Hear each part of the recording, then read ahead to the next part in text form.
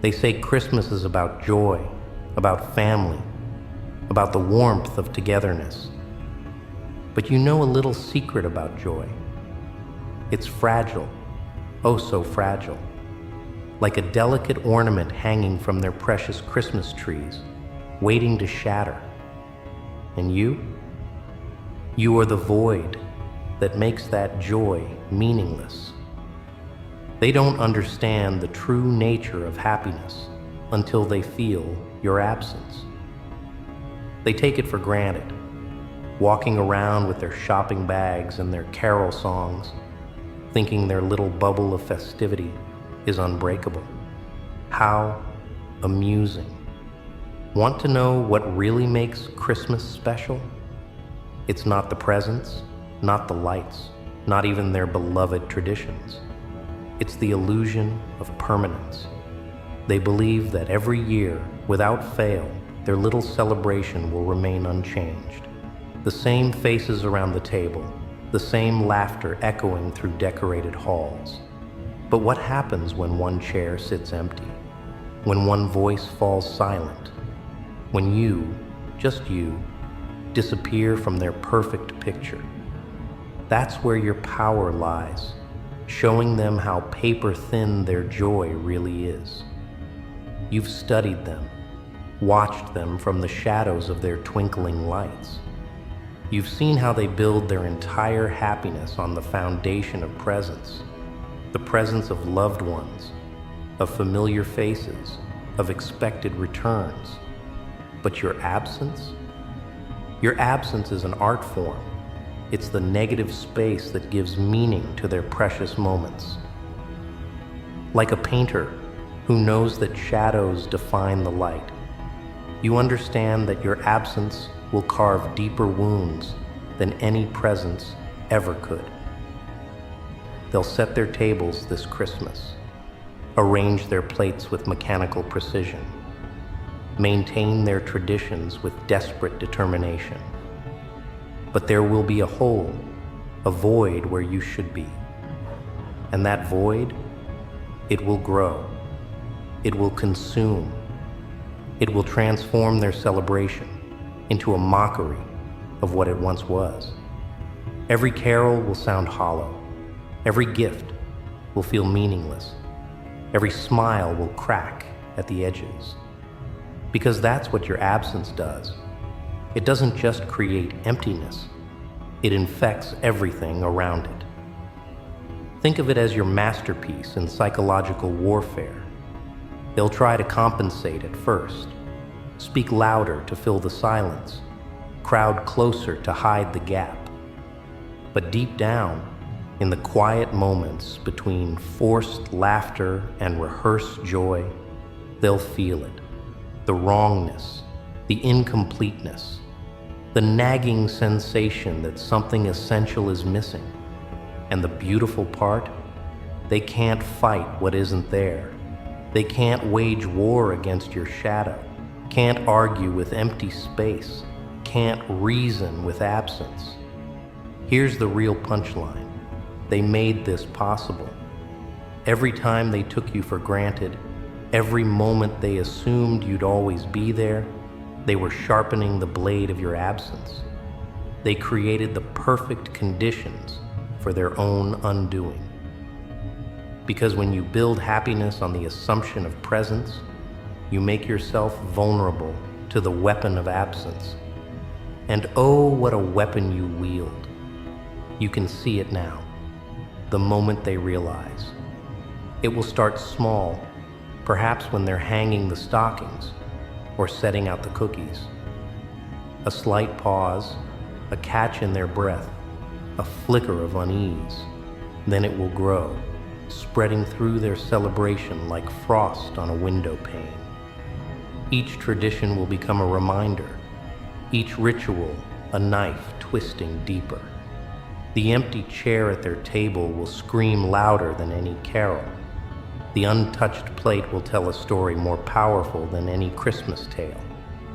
But here's the truly delicious part. They'll try to carry on. They'll force their smiles, exchange their gifts, speak their practiced lines of holiday cheer. But every gesture will be haunted by what's missing. Every moment of joy will be tainted by the shadow of your absence. And in trying to maintain their normalcy, they'll only highlight how abnormal everything has become. Their desperate attempt to preserve their Christmas spirit will be the very thing that underlines its destruction. They don't realize it yet, but you're giving them a gift, the gift of understanding true loss. Not the superficial loss of material things, but the profound loss of assumed permanence. You're showing them that their joy was never really theirs to keep, that their happiness was always balanced on the knife edge of presence and absence. By removing yourself from their picture, you're painting a masterpiece of psychological devastation. Let them prepare their festivities. Let them hang their lights and wrap their presents. Let them pretend that everything will be the same. Because when the day comes, when they feel the full weight of your absence, they'll understand. They'll understand that joy isn't found in the presence of happiness, but in the absence of loss. And this Christmas, you're taking that understanding away. One empty chair, one missing voice, one absent soul. That's all it takes to turn their celebration into a monument to what's missing. Their Christmas won't just be joyless. It will be a masterclass in the art of absence. But here's where your masterpiece truly begins to unfold, in the spaces between their forced smiles. Watch how they try to fill your silence with noise, how they attempt to patch over your absence with hollow substitutes. They'll invite extra guests, play music a little louder, pour drinks a little stronger. But these desperate measures only emphasize the shape of your absence, like trying to hide a shadow by shining more light. It only makes the darkness deeper, more defined. You're teaching them a lesson about the architecture of happiness. They built their joy on foundations of sand, on the assumption that people are permanent fixtures in their lives. Now you're showing them how one missing piece can collapse their entire structure. Every happy memory they've created becomes tainted, retroactively transformed by the knowledge of your absence. The past becomes a weapon against their present. Their minds will become their own tormentors. In quiet moments, they'll replay every interaction, searching for signs, wondering what they could have done differently.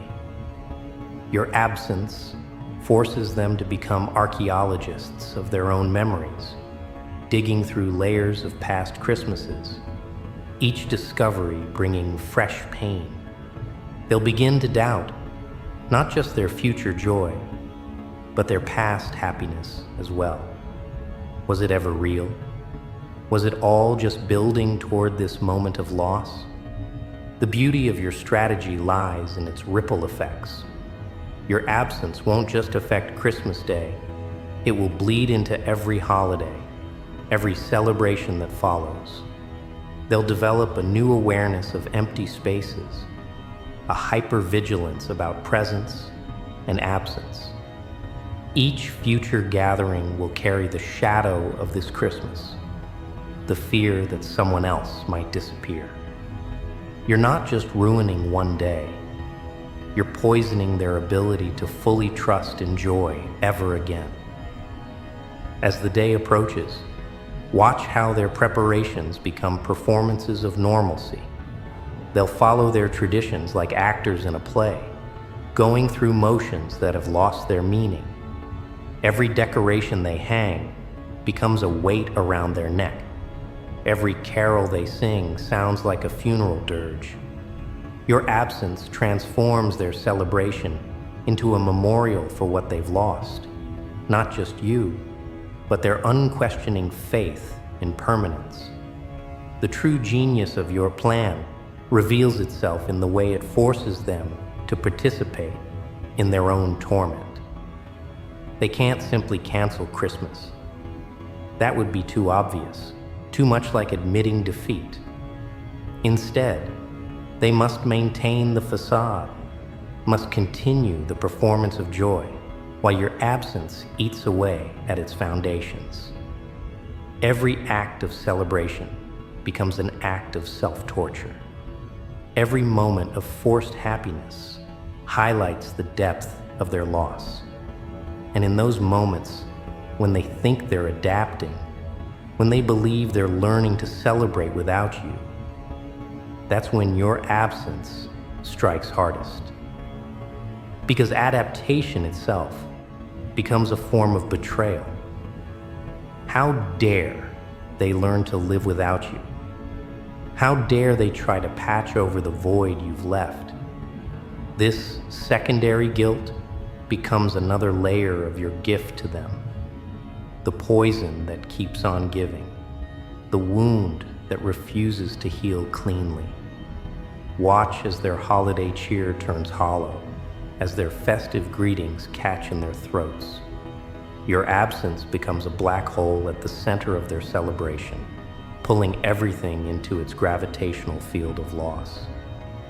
Even their attempts to honor your memory, to acknowledge your absence, only serve to deepen the void, because that's the true art of absence.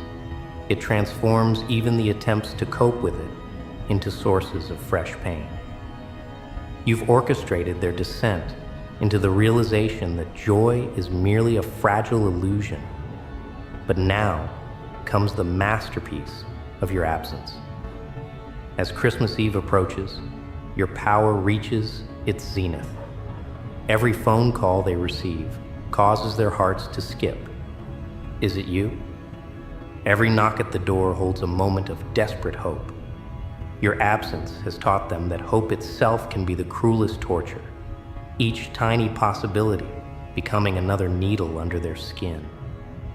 They'll gather around their dinner table, these people who thought they knew the meaning of family, of togetherness.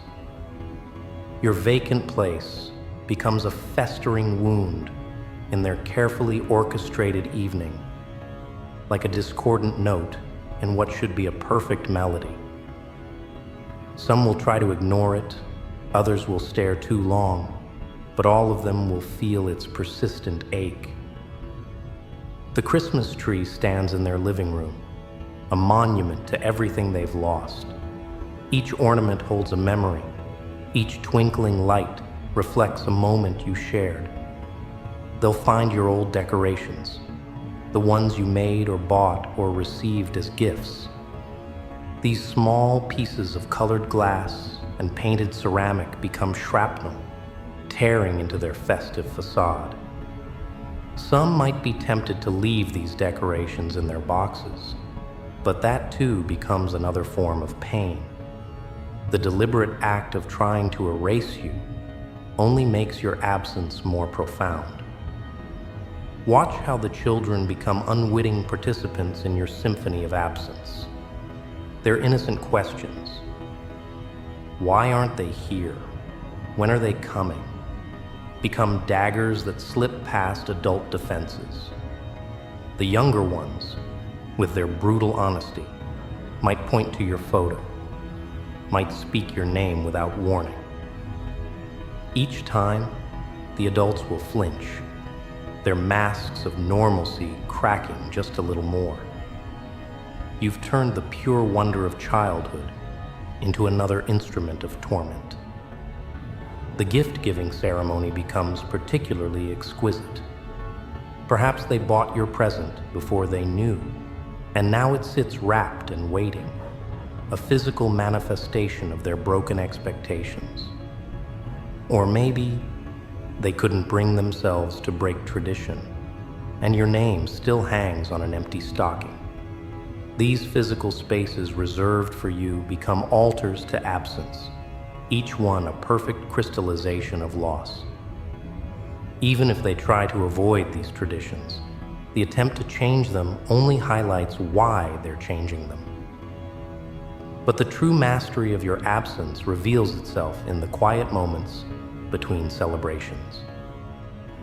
In the late hours of Christmas Eve, when the forced laughter dies down, when the performances of normalcy exhaust themselves, that's when your absence becomes almost tangible.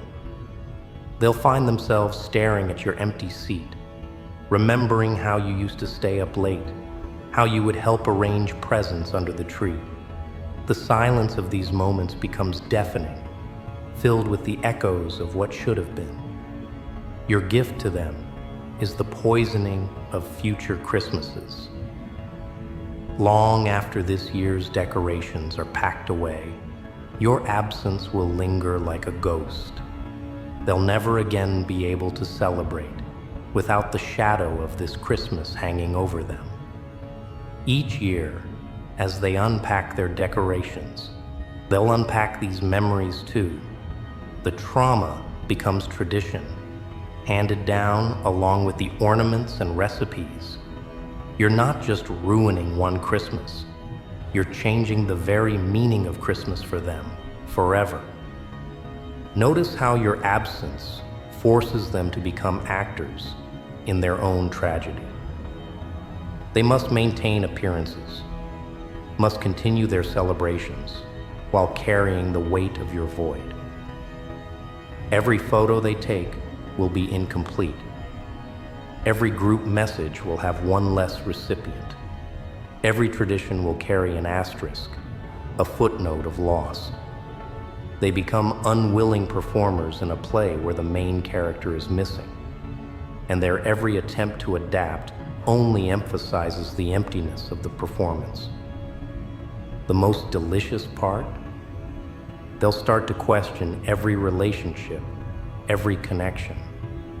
Your absence teaches them that nothing is permanent, that anyone could disappear.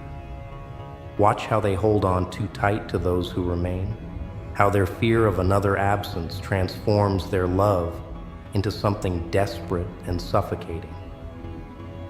You've planted a seed of doubt that will grow into a forest of paranoia, shadowing every future relationship, every future celebration. As the Christmas season draws to a close, they'll face another cruel truth. The world keeps turning. The decorations must come down. The routines must resume. But they're changed now, fundamentally altered by the experience of your absence. The knowledge that life continues despite such a void becomes another form of torture. How dare the world keep spinning when such an essential piece is missing? Their anger at this continued rotation becomes yet another gift from you, the gift of eternal discontent.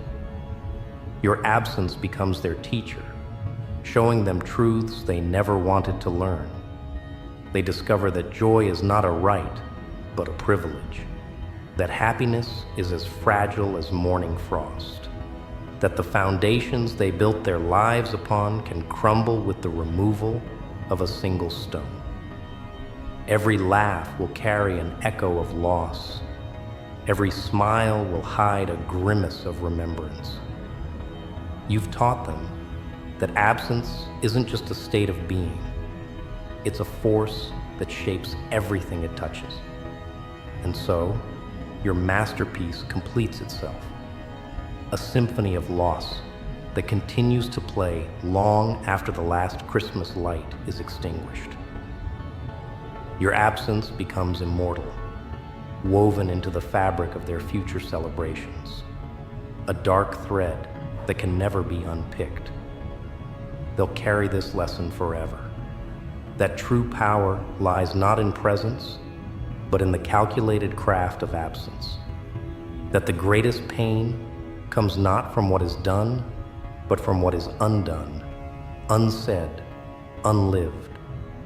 This is your gift to them. The eternal knowledge that joy is merely the absence of absence, and you hold the power to take it away.